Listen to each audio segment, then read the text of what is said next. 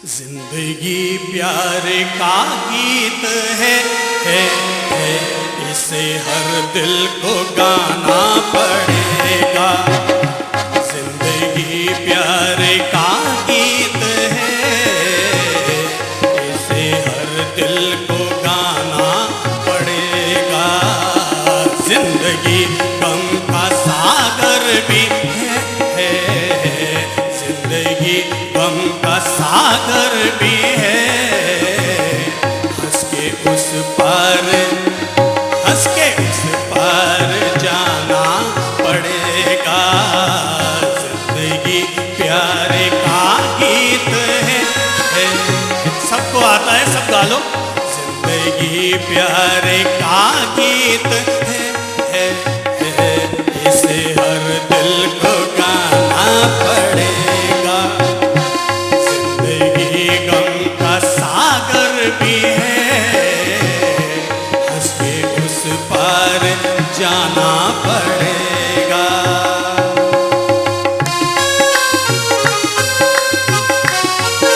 ताली बजाओ, रोक भगाओ।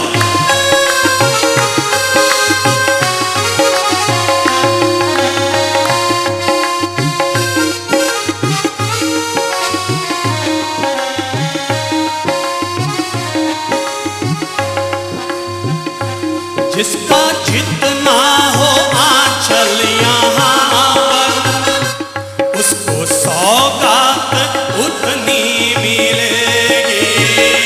जिसका जितना हो आंचल यहाँ पर, उसको सौगात उतनी मिलेगी। फूल जीवन में घर ना खिले तो, फूल जीवन में घर ना खिले तो, कांटों से भी निभाना पड़ेगा। जिंदगी प्यार का गीत है, इसे हर दिल को गाना पड़ेगा।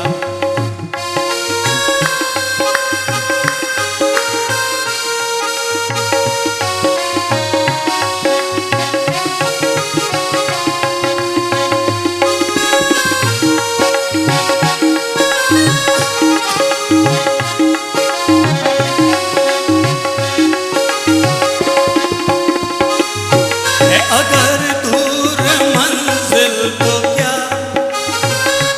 रास्ता भी है मुश्किल तो क्या है। अगर दूर मंजिल तो क्या, हाँ रास्ता भी है मुश्किल तो क्या। रात तारों भरी ना मिले तो, रात तारों भरी ना मिले तो, दिल का दीपक जलाना पड़ेगा।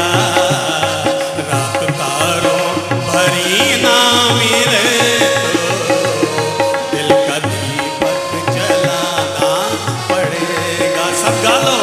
जिंदगी प्यार का गीत है, इसे हर दिल को गाना पड़ेगा।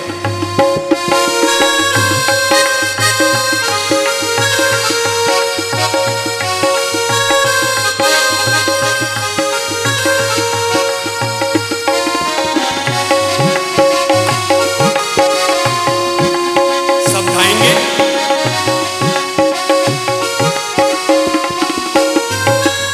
जिंदगी एक पहेली भी है, जिंदगी एक पहेली भी है।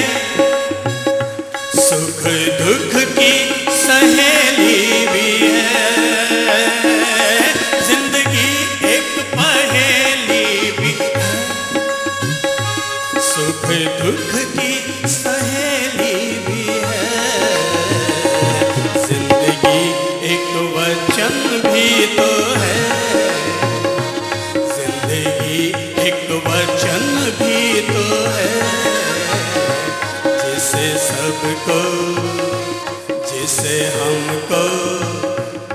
इसे सबको निभाना पड़ेगा। जिंदगी प्यार का गीत है, इसे हर दिल को गाना पड़ेगा। जिंदगी प्यार का गीत है, इसे हर दिल को गाना पड़ेगा। जिंदगी गम का सागर भी है, हंस के उस पार जाना पड़ेगा। हंस के उस पार जाना पड़ेगा। हंस के उस पार जाना पड़ेगा। आज अपनी बात की शुरुआत एक सच्ची घटना का जिक्र करते हुए करूंगा।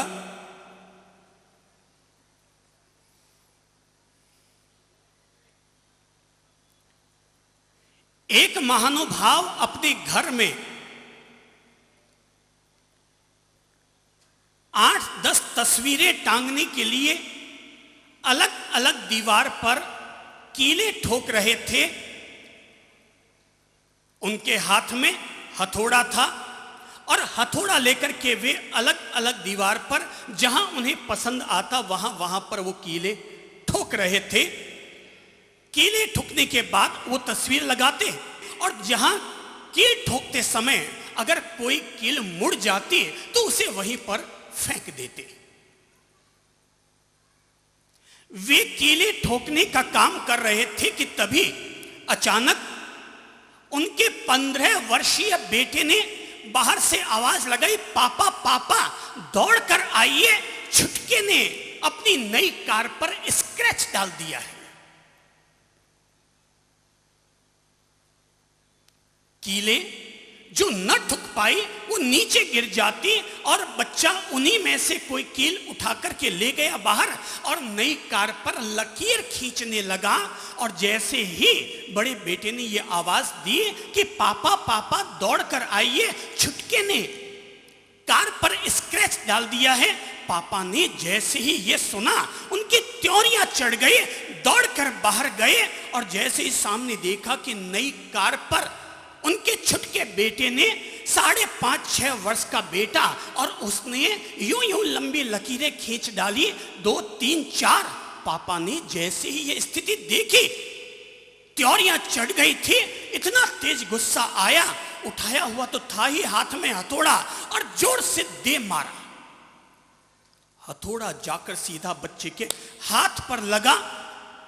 हथौड़ा गिरने से कार तो जहां हथौड़ा लगा वहां कार की दीवार तो पूरी तरह मुच गई, पर बच्चे के हाथ पर जाकर के हथौड़ा लगा, पूरा हाथ लहूलुहान हो गया। बच्चा जोर से चिल्लाया। उसकी चिल्लाहट की आवाज को सुनकर मम्मी अंदर से दौड़ी हुई आई, आकर के देखा तो चौंक गई, क्योंकि बेटे का हाथ पूरा का पूरा खून से लथपथ हो चुका था। मम्मी बाहर आई, अपने पति को झिड़कते हुए कहा, शर्म आनी चाहिए आपको, इस तरह से एक बच्चे के हाथ पर आपने हथौड़ा दे मारा। झट से अपने बच्चे के पास गई, उठाया, कार स्टार्ट की और दौड़ करके स्पीड में कार हॉस्पिटल में लेकर के गई। वहां पर ऑपरेशन हुआ बच्चे का।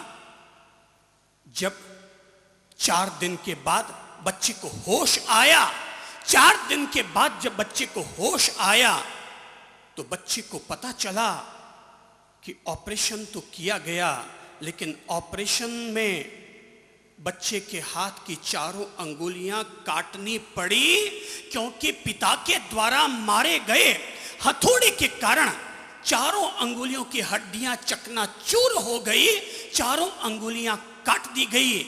बच्चे को होश आया, बच्चे ने अपना हाथ देखा, उसकी आंख से आंसू निकलने लगे, दर्द के मारे वो तड़फ रहा था। और जैसे ही पिता सामने आए तो उसने अपने पिता को देखकर अपने कान पकड़े दूसरे हाथ से और कान पकड़कर कहा, पापा आई एम सॉरी, पापा आई एम सॉरी, मैंने आपकी कार पर स्क्रैच डाल दिए। पापा आई एम सॉरी, पापा आई एम सॉरी।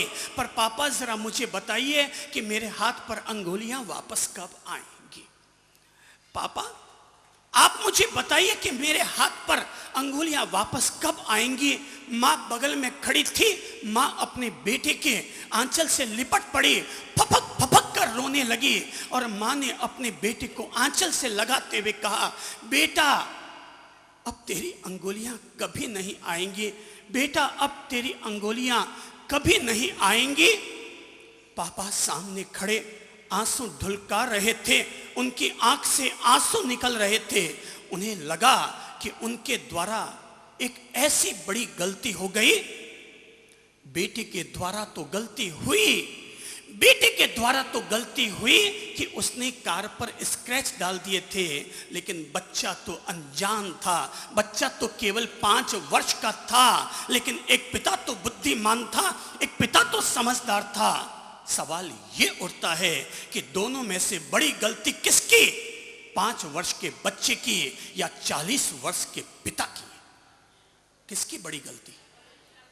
किसकी बड़ी गलती? एक बच्चा तो अबोध होता है, एक बच्चा तो बच्चा होता है, एक बहू तो बहू होती है। बहू भले ही आपके घर में बहू बनकर आ गई, लेकिन उसकी उम्र केवल 23-24 साल की है। उसके द्वारा गलतियां हो सकती हैं, वो तो बच्ची है।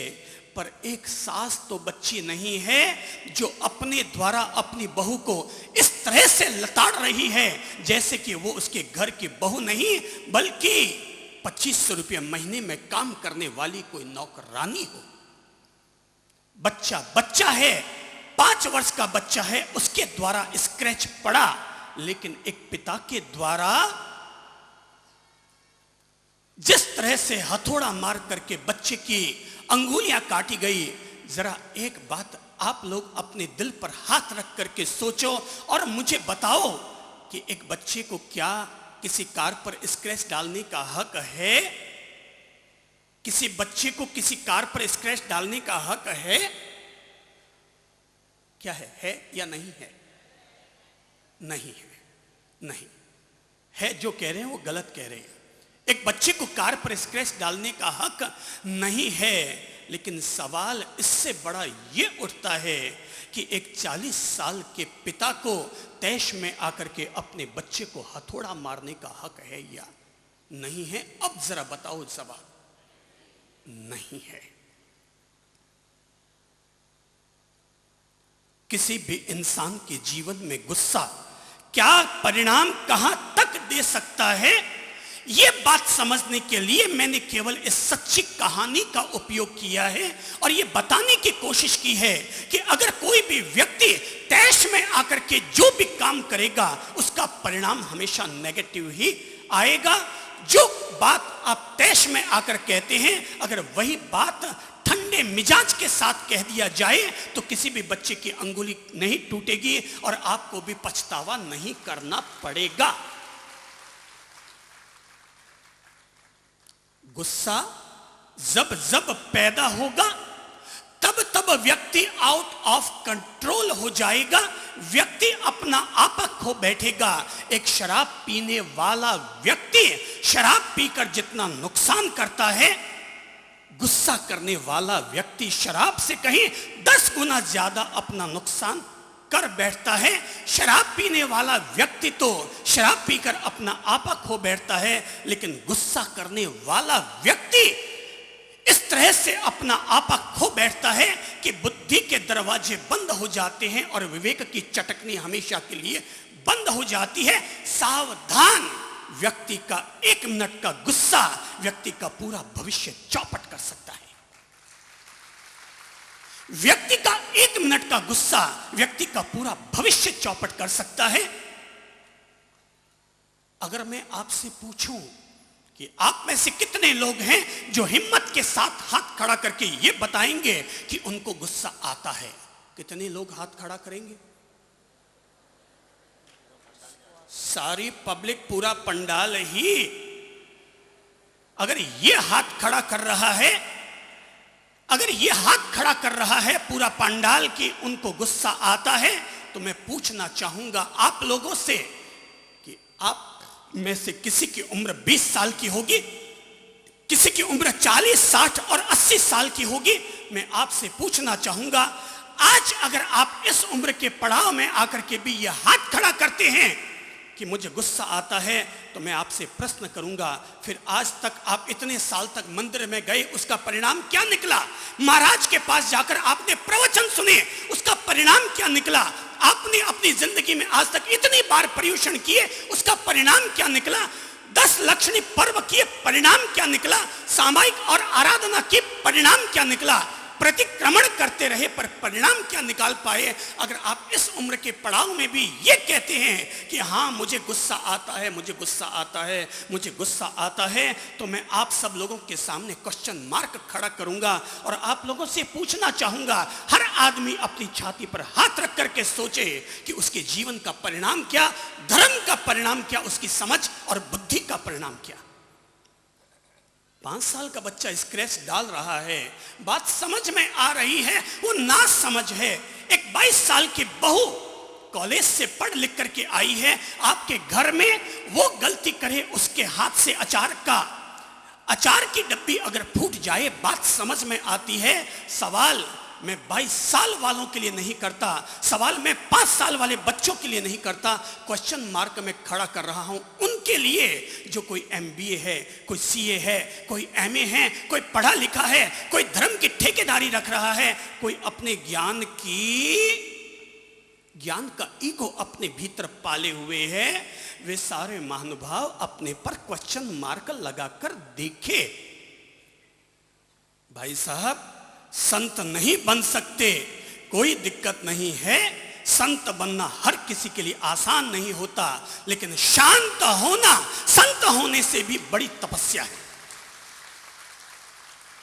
व्यक्ति का शांत प्रकृति का मालिक होना, पीसफुल नेचर का मालिक होना व्यक्ति के लिए संत बनने से भी ज्यादा कठिन है। महाराज तो दुनिया में बहुत बनते हैं, हजारों की लाइन लगी हुई है, पर अगर मैं आपसे एक सवाल पूछूं, आपके सामने 2 व्यक्ति हैं, सब जवाब दीजिएगा। आपके सामने 2 व्यक्ति हैं, एक व्यक्ति वो है जो गृहस्थ में रहता है और दूसरा व्यक्ति वो है जो संत बना हुआ है। पर गृहस्थ में रहने वाला व्यक्ति, उसका ये प्रण है कि मेरे जीवन में चाहे जैसी स्थिति बन जाए, पर मैं गुस्सा नहीं करूंगा, गुस्सा नहीं करूंगा, गुस्सा नहीं करूंगा। वो शांत रहता है, शांत रहता है, शांत रहता है। और दूसरा व्यक्ति वो जो संत बन चुका है, लेकिन एक छोटी सी बात भी सहन नहीं कर पाता और 1 मिनट में अपना गुस्सा इजहार कर देता है। जरा बताओ कि दोनों में बेहतर कौन है? कौन बेहतर है? ये जवाब धर्मशास्त्र नहीं दे रहे, ये जवाब तीर्थंकर नहीं दे रहे हैं, ये जवाब आप दे रहे हैं, आपकी आत्मा दे रही है, आपकी अंतरात्मा दे रही है। गुस्सा आते ही व्यक्ति आउट ऑफ कंट्रोल हो जाता है और तब व्यक्ति को पता भी नहीं चलता कि वो क्या बोल रहा है। अगर मैं आपसे पूछूं, कोई व्यक्ति जरा आगे आओ जिसको गुस्सा आता है, कोई आगे आओ, आगे आओ, दौड़ के आओ, किसको आता है गुस्सा? कौन हिम्मत वाला है? अभी लेटेस्ट जिसने गुस्सा किया। अच्छा, आप आएंगे, चलिए आइए, ठीक है, आपको गुस्सा आता है। और भाई साहब जी जरा इनको माइक दीजिए, जल्दी दीजिए।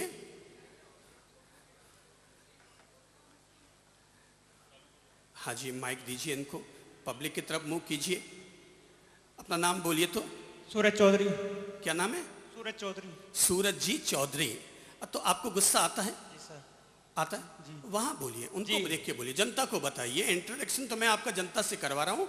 अब जरा एक बात बताइए, आपको गुस्सा आता है, नियरेस्ट लगभग आपने कितने दिन पहले गुस्सा किया होगा? 2 दिन पहले। 2 दिन पहले। किस पर गुस्सा आया होगा? अपने आप पे। अपने आप पे। अच्छा, अपने आप पर क्यों आया? पढ़ाई के लिए। पढ़ाई के लिए। क्या मतलब, बोलिए जरा डिटेल में बोलिए, पढ़ाई के लिए क्यों गुस्सा आया? घबराओ मत। जिसमें चाहता हूँ पढ़ाई नहीं हो पा रही मेरी भी। हैं? जिसमें चाहता हूँ पढ़ाई नहीं हो पा रही। जिसमें चाहता हूं वैसा पढ़ाई नहीं हो पा रही है। मेरे भाई। चलिए, और कौन एक आदमी खड़े हुए थे, कौन महानुभाव खड़े हुए थे? चलिए आप आइए, प्लीज कम। हाँ जी, चलिए मैं आपको भी जवाब देता हूँ। हाँ, आपका नाम बोलिए। राजेंद्र कासलीवाल। राजेंद्र जी जैन। कासलीवाल। तो आपको गुस्सा आता है? हाँ जी। हाँ जी। लेटेस्ट अभी आपने कब किया है? कल कल। किस पर किया है? मेरे फार्म हाउस पे एक बकरियां आ गई थी। अच्छा, तो अच्छा। चराने वाले को मैंने बोला कि मैंने कहा बकरियां ये खा रहा है तो इसको यहाँ से आप ले जाओ। अच्छा, तो अच्छा, बोला कि मेरी बकरियां तो यहीं चरेंगी। तो मैंने बोला, मैंने कहा भाई ये पेड़ हैं, इनके ऊपर मैं क्यों अत्याचार करता है? तो बोल के मेरे को गुस्सा आ गया, और गुस्सा ज्यादा भी आया मेरे को, लेकिन ठीक है। फिर थोड़ी देर बाद में कंट्रोल भी किया। ठीक है, बहुत अच्छा, इनको दीजिए। हाँ जी, आपको गुस्सा आता है? हाँ साहब, अच्छा, लेटेस्ट कब किया था? 1 साल पहले। 1 साल पहले? हाँ। वाह, तब तो आप महाराज हैं भाई साहब जी। 1 साल में अगर गुस्सा ही नहीं किया तब तो आप निश्चित तौर पर महाराज हैं। 1 साल पहले मेरी वाइफ मेरे को छोड़ के चली गई थी, उसके बाद गुस्सा करना ही छोड़ दिया मैंने। अब मेरे वाइफ ही नहीं बचे तो गुस्सा करोगे किस पर?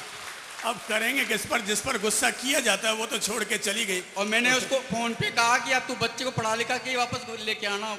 हाँ, नहीं, बहुत अच्छा किया। हाँ, मतलब बाप ने अपनी जवाबदारी छोड़ दी, बोले अब तू ही पढ़ा लिखा करके लेके आ जाना। Sit down please. ओके,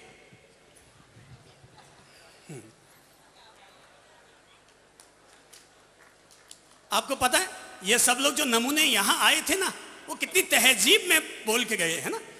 आपको किसी को लगा कि ये गुस्से में बोल कर गए यहाँ है? कितने अदब से। साहब मैंने बकरी वाले से कहा था ये वो, साहब मुझे अपने आप पर गुस्सा आया, या मैंने अपनी पत्नी को थोड़ा गुस्सा किया। अरे भाई साहब जी, जितना प्रेम से आप अभी यहाँ पर बोल कर गए, अगर उतना प्रेम से अपनी पत्नी से पहले से ही अगर बात करते तो दुनिया की कोई भी पत्नी अपने पति को छोड़ने के लिए शादी नहीं करती। दुनिया की कोई भी पत्नी अपने पति से इसलिए शादी नहीं करती कि एक दिन उसको छोड़कर जाना है। मेरा दावा है, अगर कोई भी व्यक्ति अपने जीवन में जीतना चाहता है, नमो अरिहंताणम बोलना बहुत आसान है। अरिहंतों को नमस्कार हो, और अरिहंत उसे कहते हैं जो अपने भीतर के शत्रुओं पर विजय प्राप्त करता है, उसे अरिहंत कहा जाता है। अगर आप केवल अपने एक क्रोध रूपी शत्रु पर विजय प्राप्त कर लेते हैं, मैं आपको भी नमो अरिहंताणम कहूंगा, और कहूंगा आपको नमस्कार हो, क्योंकि आपने जीता है अपने आप को। Out of control. लोग कैसे बोलते हैं, आउट ऑफ कंट्रोल कैसे होते हैं। मैं एक घर के बाहर से गुजर रहा था, मैं, ललित प्रभु जी, सभी संत लोग गुजर रहे थे, एक घर के बाहर से गुजर रहे थे। घर में हो हल्ला चल रहा था, हो हाका चल रहा था। हम चौंके, यार क्या बात है, इस घर से आवाज बड़ी जोर जोर की आ रही है, कोई खास बात लगता है। फिर देखा, नाम पढ़ा, ओ नाम तो यार अपने वालों का ही है। बजाओ घंटी, आज थोड़ा मजा लेकर के देखते हैं। तो बगल में गए, गेट के पास जाकर के सुनने लगे। बाप गालियां ठोक रहा था, साला गधा कहीं का नालायक, उल्लू का पट्टा, सुअर की औलाद। घंटी बजा ही दी हमने, और जैसे ही घंटी बजाई और अंदर का सारा माहौल चेंज हो गया। समझिएगा, एक एक बिंदु को समझिएगा। घंटी बजाई और घंटी बजाते ही माहौल अंदर का चेंज हो गया, और झट से पत्नी झट से दौड़ कर गई। जो पापा जी ने चीजें फेंकी थी, चम्मच वम्मच सब उठा के साइड रखा, ढंग से कोई आया बाहर। इसका मतलब यह हुआ, अगर व्यक्ति को कहीं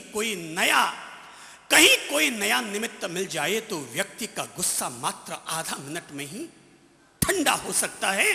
अंदर गए तो देख पड़े, अरे भाई साहब ये तो वही हैं जो हमें 1 महीना पहले मिले थे। हमने उनसे कहा, बोले आइए आइए बाप जी, गुरु जी अंदर आइए अंदर आइए। बोले भाई हम तो अंदर आने के लिए नहीं आए, हम तो केवल एक सवाल करने के लिए आए हैं, और सवाल हमारा केवल इतना सा है कि आपने अपने बच्चे को चिल्लाते हुए कहा, उल्लू का पट्टा, सुअर की औलाद। हम तो केवल एक सवाल पूछने आए हैं कि अगर आपका बेटा सुअर की औलाद है तो प्लीज बताइए आप क्या है। गुस्से से व्यक्ति आउट ऑफ कंट्रोल होता है। गुस्सा आने से व्यक्ति के हेल्थ पर दुष्प्रभाव पड़ता है, व्यक्ति का स्वास्थ्य बिगड़ता है। गुस्सा आने से हाइपरटेंशन, तेज बीपी, गुस्से वाले को हाई लेवल बढ़ा करता है। जब भी बीपी हाई या लो होती है उसकी वजह या तो टेंशन होता है या आदमी का गुस्सा होता है। याद रखिएगा बच्चों और बड़ों दोनों ही लोगों कि गुस्सा करने से बड़ों का भाग्य कमजोर होता है और बच्चों की याददाश्त कमजोर हो जाया करती है। एक बार गुस्सा करने से व्यक्ति की स्मरण शक्ति रखने वाली कोशिकाएं, एक बार गुस्सा करने से 10,000 ज्ञान कोशिकाएं जल करके नष्ट हो जाती हैं। और अगर हम लोगों की याददाश्त आज भी अगर तेज है, प्रखर है, आधे बूढ़े हो गए हैं, लेकिन आज भी 30 साल पहले पढ़ा हुआ भी कोई भी पाठ या लेसन या कोई भी लाइन हमसे अगर पूछ ली जाए तो 30 साल पढ़ी हुई बात भी एज इट इज बताने में समर्थ हूं। क्यों? क्योंकि हमने केवल एक ही चीज को जीतने की कोशिश की और वो है चाहे जैसी स्थिति बन जाए, चाहे जैसे हालात बन जाए, लेकिन आउट ऑफ कंट्रोल कभी नहीं होंगे, अपनी ओर से कभी गुस्सा नहीं करेंगे। यह हमारी साधना का एक हिस्सा है, यह हमारे जीवन की साधना का हिस्सा है कि हम कभी क्रोध नहीं करते, गुस्सा नहीं करते, क्योंकि गुस्सा करने से मानसिक कमजोरी आती है, आंखें कमजोर होती है, हार्ट पर दबाव पड़ता है। गुस्सा करने वाला व्यक्ति आमतौर पर आप देखेंगे जब भी बच्चा गुस्सा करता है उसका पहला जवाब होता है मैं रोटी नहीं खाऊंगा। अर्थात गुस्सा करने से भोजन की खुराक कम, भूख मिट जाती है, भूख खत्म हो जाती है अगर आदमी गुस्सा करेगा तो। अगर कोई महिला तेज गुस्से में हो और उस दौरान अगर अपने बच्चे को अपने आंचल का दूध पिला दे तो उसका दूध दूध नहीं रहेगा, उसका दूध भी जहर में बदल जाएगा, जहर में बदल जाएगा। रिश्ते जब भी टूटते हैं व्यक्ति के आउट ऑफ कंट्रोल हो जाने के कारण टूटते हैं। मेरी समझ से पैसे के कारण भाई भाई कम जुदा होते हैं, देरानी जेठानी पैसे के कारण, सोने के कंगन के कारण कभी जुदा नहीं होती। जब भी जुदा होती है तो मन में आया बोल बैठे, तैश आया बोल बैठे, गुस्सा कर बैठे। इसलिए क्रोध आदमी के कैरियर को चौपट करता है, क्रोध आदमी को आउट ऑफ कंट्रोल करता है, क्रोध आदमी के रिश्तों में दरारें डालता है। अगर भगवान महावीर की भाषा में अगर विश्वास किया जाए तो क्रोध करने के कारण पूर्व जन्म का संत मर करके चंड कौशिक सांप होता है। इसलिए क्रोध व्यक्ति की आत्मा का पतन करता है, व्यक्ति की आत्मा का पतन करता है। थोड़ा बहुत गुस्सा तो आएगा, गुस्सा 4 तरह का, गुस्सा 4 तरह का दिमाग में ले लीजिए और आप खुद ही सोच लीजिएगा कौन सा गुस्सा करना चाहिए और कौन सा गुस्सा नहीं करना चाहिए। बिल्कुल चालू शब्दों में कहूंगा, नंबर 1 आप लोगों को टिक लगाना होगा और अपने दिमाग में, अपने दिल में उन बातों को लेना होगा कि मुझे कौन सा गुस्सा कर लेना चाहिए और कौन सा गुस्सा आज के बाद हमेशा के लिए छोड़ देना चाहिए। नंबर 1 मामूली गुस्सा। सब बोलो तो कौन सा है नंबर 1? मामूली गुस्सा। चलेगा? चलेगा? मुंह से बोलो चलेगा तो चलेगा तो चलेगा। नंबर 2 मीठा गुस्सा। चलेगा? चलेगा तो चला लो। नंबर 3 बहुत गुस्सा। चलेगा? जोर से बोलो, आपके अगल बगल वालों को कम सुनाई देता है, खुद के लिए नहीं अगले को सुनाने के लिए बोल दो। नहीं चलेगा। नंबर 4 और वो है बेहद गुस्सा। चलेगा? दिमाग में फिट करो मेरी बात और सोचो, आधा मिनट देता हूं और सोचो, दिमाग के बक्से में फीड कीजिए कि 4 तरह के गुस्से होते हैं, उनमें कौन से 2 तरह के गुस्से मेरे लिए चलेंगे और कौन से 2 तरह के गुस्से हैं जो मेरे लिए नहीं चलेंगे। याद रखना भाई बहन, अगर आप हैप्पी मैन बनेंगे तो पड़ोसन को भी सुहाएंगे, और अगर एंग्री मैन बन गए तो घरवाली को भी फजीहत महसूस होगी। अगर हैप्पी मैन बनेंगे तो घरवाली को नहीं, पड़ोसन को भी अच्छे लगेंगे, और अगर एंग्री मैन बनेंगे तो जरा बताइए, एंग्री मैन शब्द किसके लिए आता है हिंदुस्तान में? कौन बोलेगा? हाँ बोलो बहन, किसके लिए आता है? जोर से बोलो।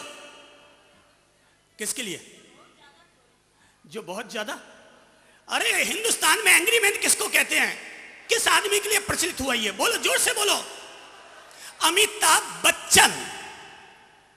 सबने कहा कि अमिताभ बच्चन, ओ भाई साहब जी सब लोग ध्यान दे दो, आपने ये तो कह दिया कि एंग्री मैन अमिताभ बच्चन के लिए मशहूर है, पर मैं बता देना चाहता हूं कि फिल्मों वाले एंग्री मैन भी अपनी रियल लाइफ में हमेशा हैप्पी मैन ही होते हैं।